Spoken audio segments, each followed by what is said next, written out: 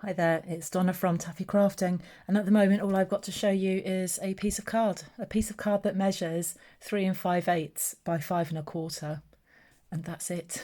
So the theme for this week's Share It on a Sunday is embossing, and I was just going to get just an embossing folder, run that through my stamp and emboss and a cut and emboss. And I thought, oh no, let's do something different. So I'm going to try something that I've not done for a long time, and this is the Emboss Resist. And I'm going to use the Eden's Garden stamp set. This is carrying over. I have been trying to use stamp sets that are retiring, but this one's perfect for this particular project. And I'm going to be using this stamp here. And I'm going to stamp some leaves randomly over my piece of card. So the first thing that's important is to take any of the static off your card. Now, we've done that in the past with an embossing buddy, but this embossing buddy is no longer available. Another way in which you can do it is just to put some talcum powder in a little kind of fabric little pouch. Apparently, tumble dryer sheets do exactly the same thing, but you need to take the static off. Just while I'm thinking about this, I need to get a piece of card to go behind it, because I'm going to be stamping off. Just going to put that there just behind it, because what I'm going to be doing is with Versamark, I'm going to be stamping quite randomly these leaves, and it's going to go off the page. So Versamark, I don't really know what Versamark is. It's just, I just call it sticky stuff. It's stuff that we want our clear embossing powder to stick to. So the key with this, do it in some good light so that when you tip the card, you won't be able to see it, I don't think, but you should be able to see where that is. And you want to be rotating your stamp as you go along. So I'm just keeping an eye. It's a bit tricky, this bit, and it really does help if you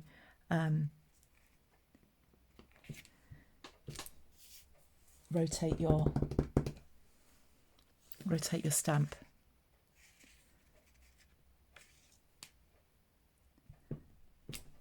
And try not to go too uniform. I just end up doing really uniform they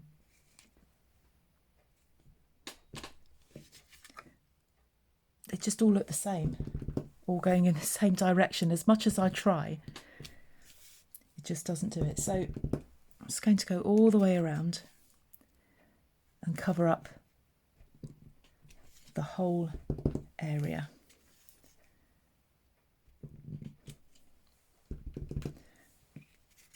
Try, if you can, to make the gap between each of these images as even as possible, which is easier said than done when you can barely see the image anyway. But the results are absolutely worth it. Let's just see where I'm going to go next. I'm just going to pop that in the corner there, and that should be okay. So because that's sticky, I'm just going to very quickly clean that off, because it's not my stamp set. I've borrowed this from Crafty Karen Designs, who you may have come across. If you haven't, please pop over to her channel. She's an absolutely beautiful grafter. So I've borrowed this stamp set from her. I go and visit her when I'm visiting my in-laws, and I usually leave with the stamp set. We do have a bit of a swap. So I'm just going to grab some paper, because the next thing I'm going to do is just pour some clear embossing powder on this. And because you can't really see where everything is, the best thing is just to cover as much of it as you can. Do you know, I've never had to replace these embossing powders. They really are good value for money.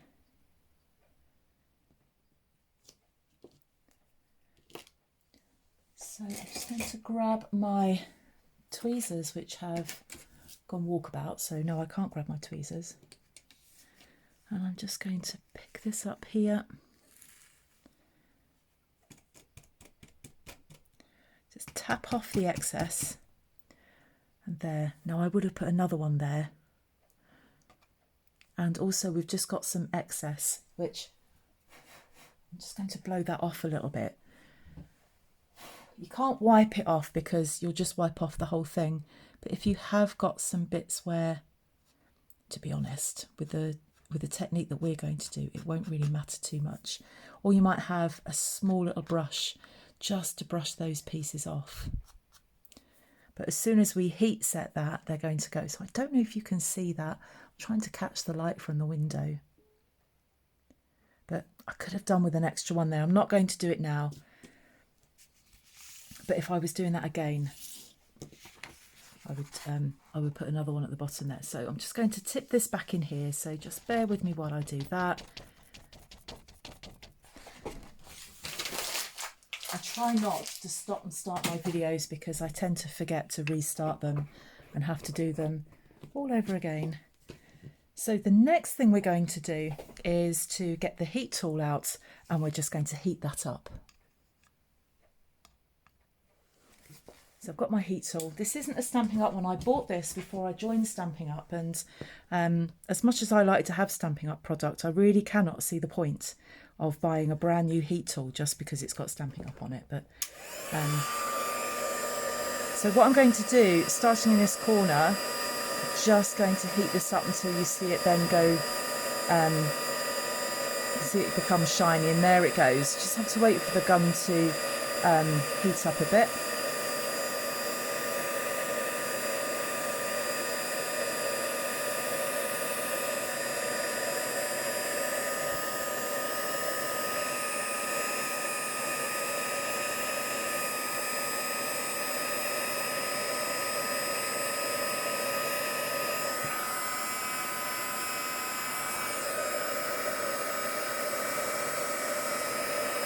Hopefully this isn't too noisy over the video, otherwise you'll be turning the sound down until I stop.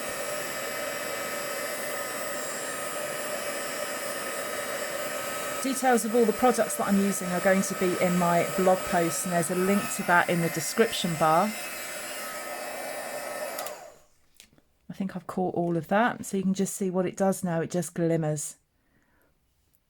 I really don't know if you can see that or not. I think so, because as I'm looking in there, looking at what I'm recording, I can see that catching the light.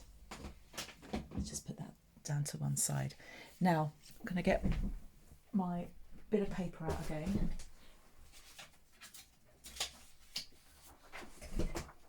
And let's put that on there. Now, the next bit you could do with all sorts of tools. You could do with a sponge, a brayer. I've got these. Stampin' Up sell these, but again, these were things that I had. So, you know, if these got used up, then, you know, I'm doing that and I can see dust coming off them. That's how much I haven't used these. But Stampin' Up do have these blender brushes. But again, I had some spare, so I'm just using those up. Now, I think what I'm going to use, I've not really thought about what colours I'm going to use on this. So I've started off first with Bumblebee, trying to go with bright colours. Yesterday when I was crafting, it was a beautiful summer's day, and now the sun's gone in. So I'm hoping to brighten up my day by sponging on some very bright colours. So I've got Bumblebee on here, just loading this up. You do need to put quite a bit. If you're doing regular techniques like this, you probably find that you're having to replace your stamp pads. So I'm going to come in here from the bottom corner and just very, very lightly, and on it goes. So what happens when we start to just blend this in, that clear embossing powder that's now been set, it resists the ink. Now you could, if you wanted to, just go one colour.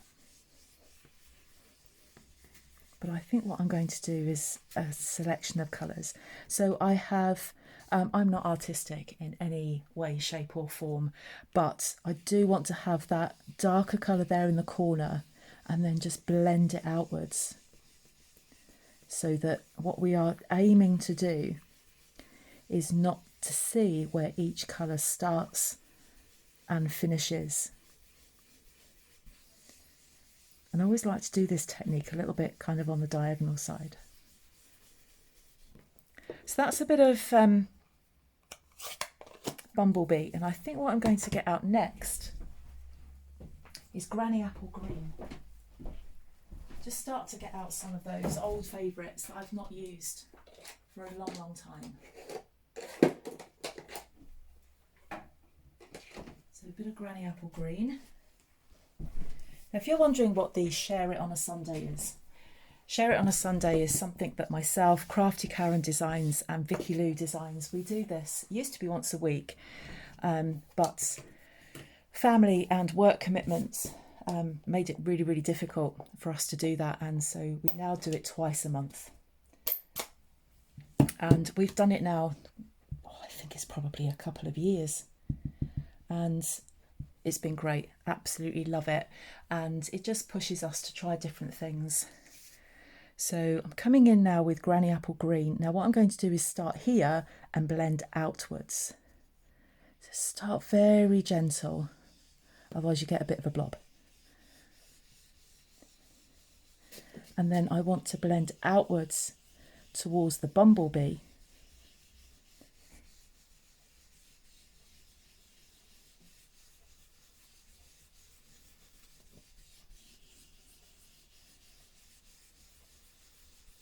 And then outwards. Now those places where I said there was a little bit of embossing powder left and I wasn't trying to scrape it off, that's what this is here. I don't know if you can see that slightly darker line there, but that's just where that was there. So that is now blending.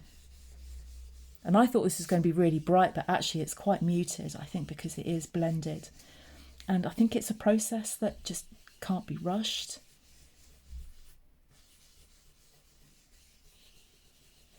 I'm just going to blend that in there like that. Now I'm thinking, what shall I do next? What colour shall I have next? I'm not sure. I think I might go a bit orangey, or I could go a bit blue.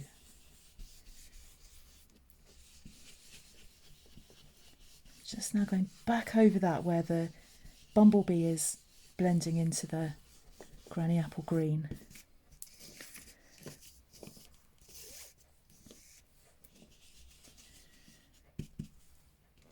Now, what colour shall I do next? I might go, I was going to go Mango Melody, but I think it's just too yellow.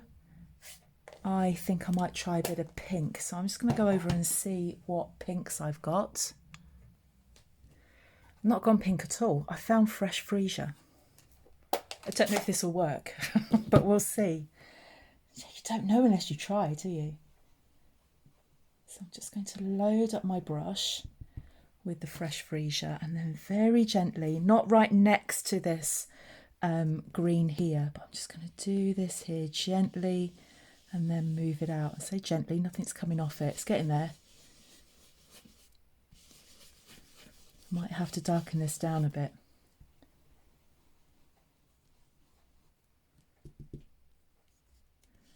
Yeah, I'm not getting a lot off of this. It's getting there. It's definitely getting there. I think because my Fresh Freesia ink pad isn't that juicy, I'm desperately trying to stop this looking stripy.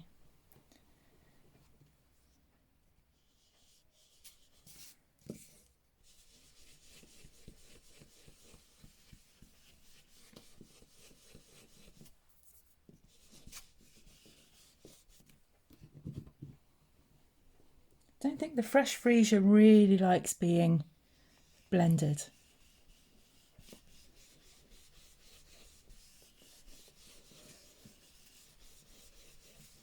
At all. Definitely doesn't like being blended, and it certainly doesn't look like Fresh Freesia. But I don't dislike it. But I think definitely now I want to finish this off with a blue.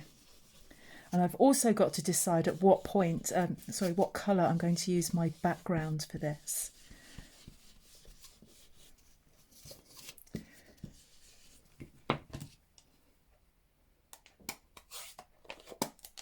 So let's find a blue, and I think we'll go balmy blue, which I thought I had out. No, let's grab my balmy blue.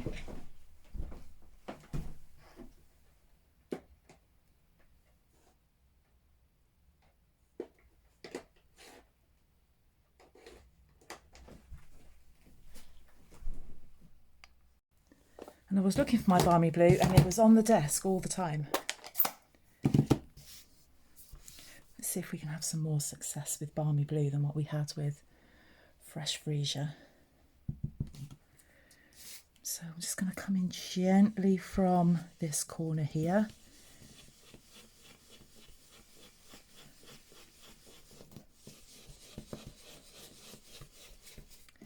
And I'm just going to blend that into that fresh freesia.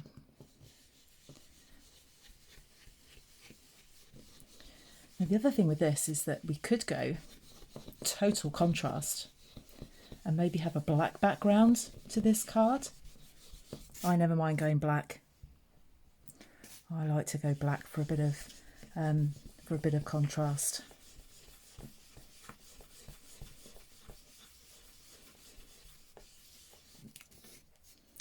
Now that's gone a bit stripy there, that could have gone better, but you know, you don't know unless you try, do you? But there we are. So that is the embossed resist technique. So let's just get this card finished, and I am going to have a black background. I've decided on that, that's what it's going to be. And see if that bit of card, yes, that's going to fit. Honestly, my desk, as soon as I have finished this tutorial, I am making a cup of tea and then I'm cleaning up my desk. This piece of black card, basic black card, needs to be 3 7/8 by 5.5.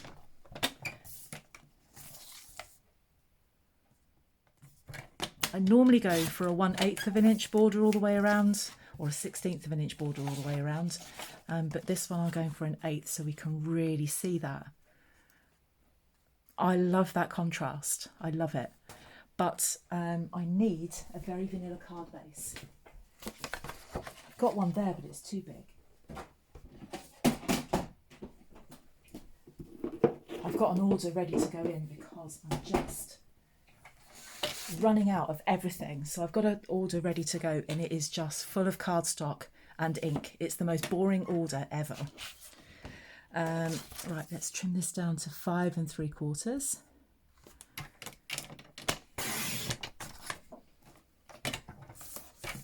And I'm going to score on the long side at 4 1/8. I'll just start putting the finishing touches to this card. So burnish that score line.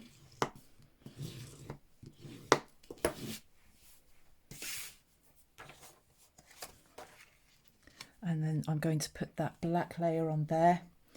If I could, there's my glue.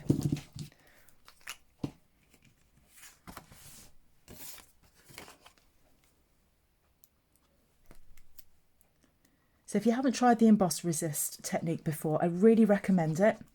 I would, if you haven't got these things, a sponge, a cotton wool pad, anything where you can just blend.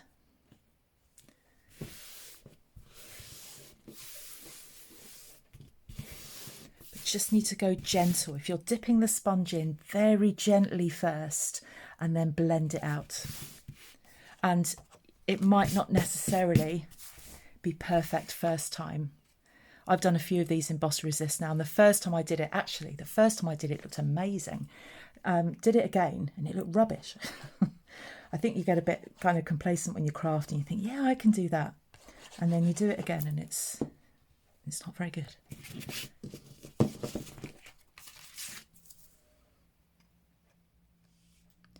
also you can use your own colourway that you prefer. What I'm going to do is just because I've got ink on my fingers because I've been playing with the new ink colours today, and I made a bit of a mess.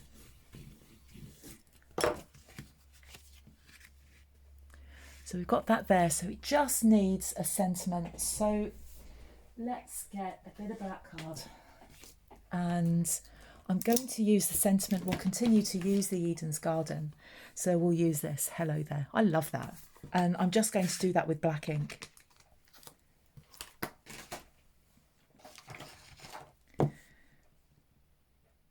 And I'm going to stamp that on some very vanilla card. I'll put my black ink away. Let's grab that.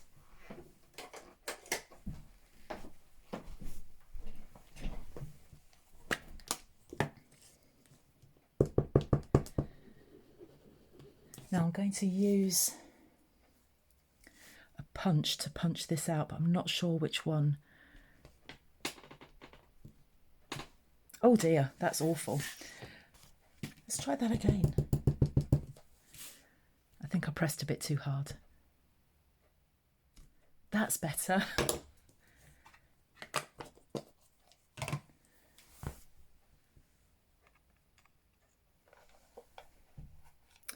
Now, I wasn't sure what punch I was going to use, and I'm still not 100% sure. Yes, I think I'm going to use the Heart Duo punch, but of course I've not left enough room on there. So not being particularly frugal with my card.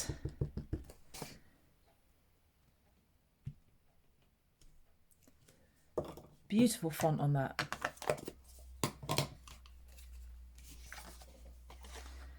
And that just fits. I mean, literally just fits.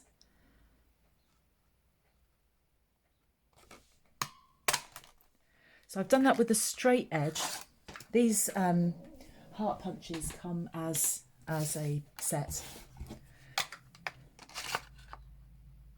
And that, oh, actually, no, that's not quite wide enough.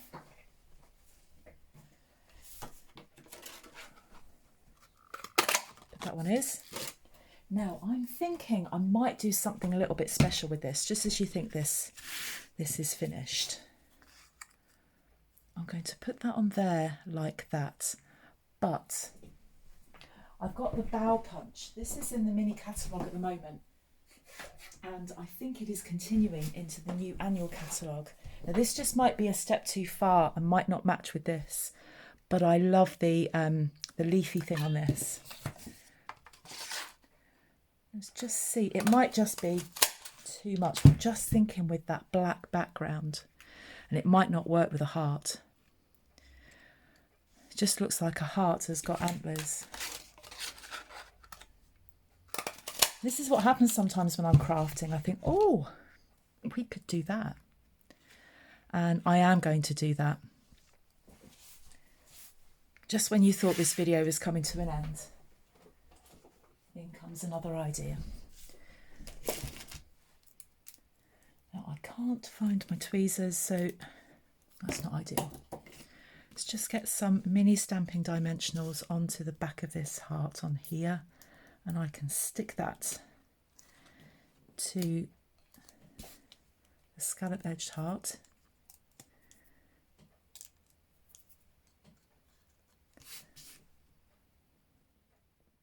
You know, this is what we've got all of these punches and things for, just to add some extra interest onto our card. So I'm just going to decide where they're going to go, and I'm going to stick that down with glue, so it just sticks those branches down as well. I would normally stick that down with mini stamping dimensionals.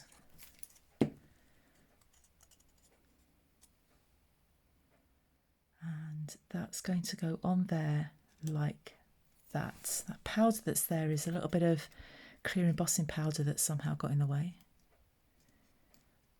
And then we will be finished.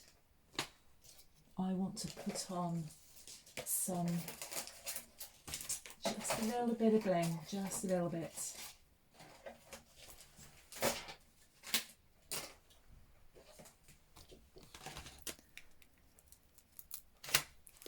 Just because I think it finishes it off. If you've stuck with me to the bitter end on this video, thank you so much. Send me a comment. I stuck it up to the end, Donna. There we go. All finished. Anything else would just be too much. Really all it needs is something in the middle, but we'll save that for another time. So embossing, all this mess here, embossing for our Share It on a Sunday using the Emboss Resist technique. Please let me know if you've had a go of it before, or maybe I've inspired you to have a go, and come and join me on our Facebook group called Craft and Banter.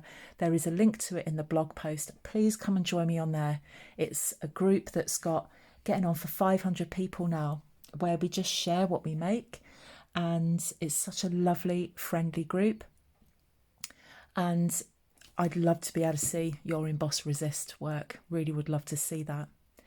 Thank you so much for joining me, and I'll be back again soon with another project. See you soon. Bye bye.